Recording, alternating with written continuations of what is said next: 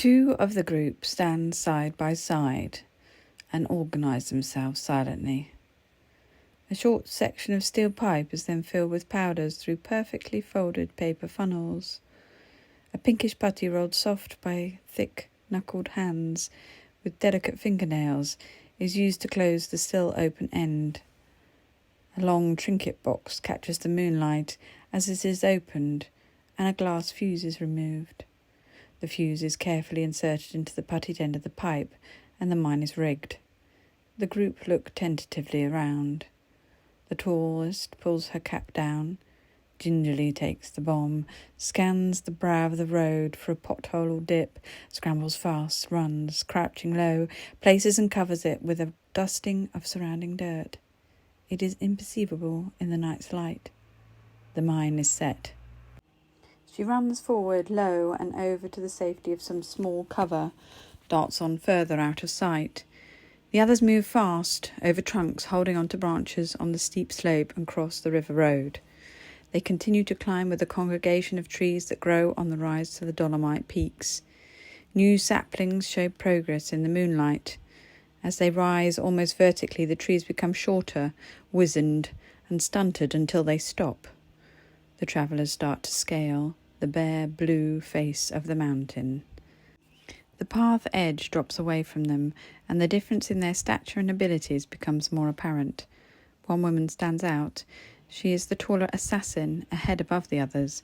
Agile, her mouth forms a beautiful snarl with the exertion. Freckles decorate her nose and cheeks. They stand out in the moonlight against her milky skin.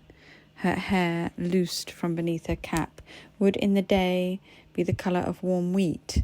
Now in the full moonlight it takes a bluish-green hue. The woman behind is shorter, older and round, haunched, dogged but nimble. We have met her before with her mimosa bowers. Her power of anonymity in the town is versified to the charisma of Mother Guide here, as she pads out and twitches with the noises of the wild. Her prowess as the she-wolf, a la lupa, is clear. The third and youngest form is lithe and willowy, with the stoop of self-conscious youth. Though she is uncomplaining, her head burns with questions, and she falters in purpose. Being alive and loved depends on her compliance. The fourth is also round in the shoulders, but this time it is because she is bending to will her less capable body further and faster to keep with her companions. She views all with the retrospection as only the lagging companion can. The view or the flora occasionally still distracts her, though not enough to be left behind, but just enough to make progress harder. She stoops and quickly pulls up grass and seed heads, limestone shards from the path and tucks them into her now front-swung bundle, and then presses on to catch up. They have come to a ledge as the mountain pass starts to drive upwards to the gods. La Lupa stops. She carries a long rope wrapped from shoulder round waist. In silent agreement, they pause to be attached to one another. She knots around waists and mutters undistinguishable words, prayers, spells. Once they're all connected, they move on as one. At points, it has become merely footholds, and they need to use their hands and forearms to steady their bodies whilst they place their feet. Cheeks lean against cold stone, leaving darkened sweat marks.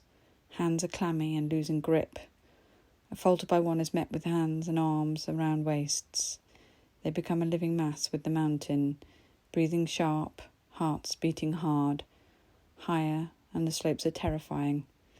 Up they continue to scale the face of the stone wall.